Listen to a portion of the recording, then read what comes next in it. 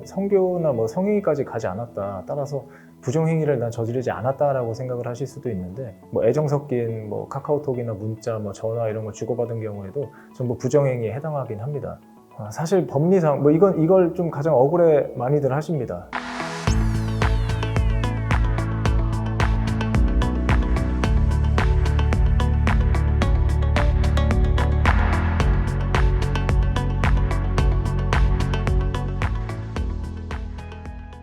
저번 영상에서 억울하게 상간소장을 받으신 분들의 입장에서 소송에 대응하는 방법에 대해서 설명해 주신다고 하셨는데 설명 좀 부탁드립니다. 뭐 제가 어떤 설명을 드리기 전에 분명 한 가지 좀 확실히 해야 되는 점은, 분명 억울하게 상간소장을 받으신 분들이 한해서입니다. 실제 부정행위나 뭐 불륜, 외도를 저질렀다면, 어쨌든 억울하게 상간소장을 받으신 분들을 위해서 제가 좀 설명을 드릴게요.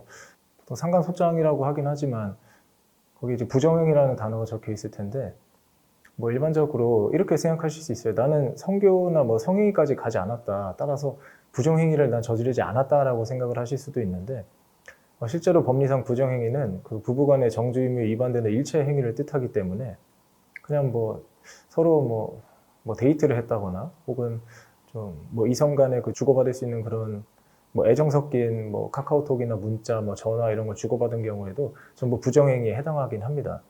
다만 성교행위까지 나아가지 않았다면 그 위자료 액수가 좀 감액이 되겠죠. 우선 피고 입장에서, 상간소장을 받은 피고 입장에서 내가 억울하다면 억울한 부분은 한 3가지 정도가 될 거예요. 첫 번째는 이제 부정행위 자체가 없었던 경우가 있을 수 있겠죠. 부정행위 자체가 없었던 경우.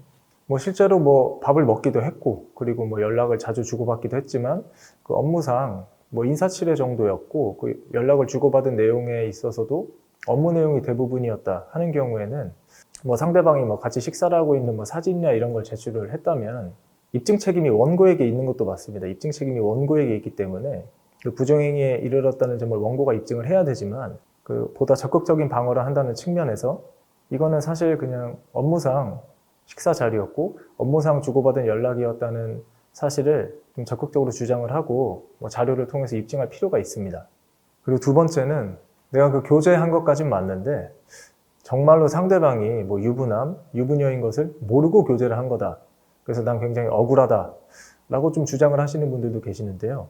이게 조금 애매하긴 합니다. 왜냐하면 보통 뭐 직장 내부에서 불륜이 이루어지거나 아니면은 상대방을 교제할 때 상대방이 그 법률상 뭐 배우자가 있는지 없는지를 모르는 건 조금 선뜻 이해하기 어렵거든요. 그렇기 때문에 이러한 주장을 섣불리 했다가는 오히려 좀 괘씸죄에 해당을 해서 위자료 액수가 증액될 수도 있습니다. 하지만 내가 정말로 알지 못한 상태에서 교제에 나아갔다면 그 알지 못했던 이유에 대해서 그 구체적으로 주장을 하고 그 입증할 자료를 재판부에 제출을 해서 원고 청구 기각의 결과를 좀 이끌어낼 필요가 있죠. 마지막으로는 그 교제한 것도 사실이고 유부남, 유부녀인 것도 알았다. 하지만 상대방이 나와 교제를 시작할 때 나는 이미 뭐 혼인관계가 이미 파탄이 났다, 뭐 별거 중이다, 뭐 이혼 절차 돌입했다 라고 말해서 나는 이제 그냥 혼인관계가 끝난 줄 알고 교제를 한 거다, 뭐 이런 경우가 있는데요.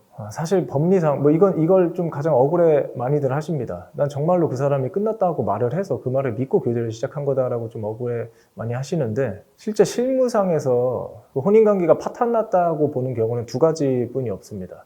언제냐면 실제로 지금 뭐 이혼 소송 중이거나 혹은 뭐 협의이혼 절차에 돌입을 했거나, 그것이 아니라면 이혼은 하지 않았지만 절차에도 돌입하지 않았지만 지금 뭐 오래전부터 뭐 별거 중에 있다거나, 이 2가지 경우가 아니라면 실제 혼인관계가 파탄났다고 보지 않습니다. 따라서 뭐 이러한 사유를 주장하고 입증한다고 하더라도 원고 청구 기각이라는 결과는 거의 나오지 않고요. 그냥 다만 그 판사님이 보셨을 때 정말로 상대방이 적극적으로 자신은 이미 혼인관계가 끝났다라고 주장한 그런 자료가 있다면 그 위자료 액수에서만 조금 참작이 될 겁니다. 따라서 뭐 부부관계가 정말 실제로 굉장히 안 좋다거나 뭐 이런 것들은 뭐 혼인관계 파탄에 제가 앞서 말씀드린 그 2가지 경우에 해당하지 않는다면 괜히 주장했다가 오히려 좀 위자료 액수가 증액되는 그런 결과가 나올 수도 있습니다.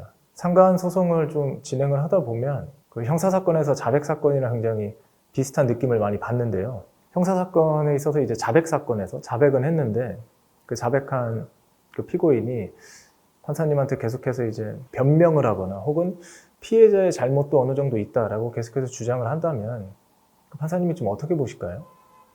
상간소송도 마찬가지입니다. 증거관계가 명확하고 누가 보더라도 이제 부정행위를 저지른 정황이 뚜렷한데 자꾸 변명만 하거나 혹은 뭐 상대방 좀 배우자를 공격하는 그런 뭐 말을 한다면 판사님이 결코 좋게 보지 않습니다. 따라서 증거관계가 명백한 경우에는 이제 최대한 사죄하는 마음으로 답변서 준비서면을 제출하시는 게 도움이 되고요. 만약 정말 제가 앞서 말씀드린 한 3가지 포인트에서 억울한 부분이 있다면 적극적으로 주장해서 본인의 좀 억울함을 푸시기 바라겠습니다. 일처증이나 밀부증에 의해서 정말 억울한 상간자 고소 시에는 따로 역고소를 할 수 있는 사항이 있나요? 먼저 간통이 사라졌기 때문에 뭐 형사상 뭐 고소가 아니고 이제 민사상 불법행위로 인해서 이제 소송이 들어온 거죠.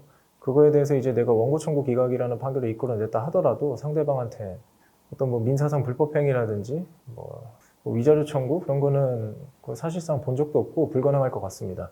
다만 이 소송 과정에 있어서 이제 상대방이 계속해서 나한테 뭐 연락을 했다거나 원고가 나한테 계속해서 뭐 연락을 하고 뭐 집을 찾아오고 전화하고 문자 보내고 그랬다면 이제 그거와 관련된 형사범죄, 뭐 보통 스토킹 처벌법 위반이라던가 이런 걸로 고소를 해볼 것을 좀 고려해 보실 수 있고요. 그거 외에는 뭐 내 직장에 알렸다던가 전혀 사실이 아닌데 그러면 이제 허위사실 명예훼손 이런 것들로 이제 고소를 좀 고려해 보실 수 있는데 그러한 것도 없다면 단순히 내가 소송을 당했다고 해서 그 상대방 측한테 뭐 그걸로 인한 뭐 위자료 청구 이런 것들은 거의 불가능합니다. 그럼 뭐 오늘 영상도 좀 도움이 되셨기를 바라면서 다음에도 더 유익한 영상으로 찾아뵙도록 하겠습니다. 감사합니다.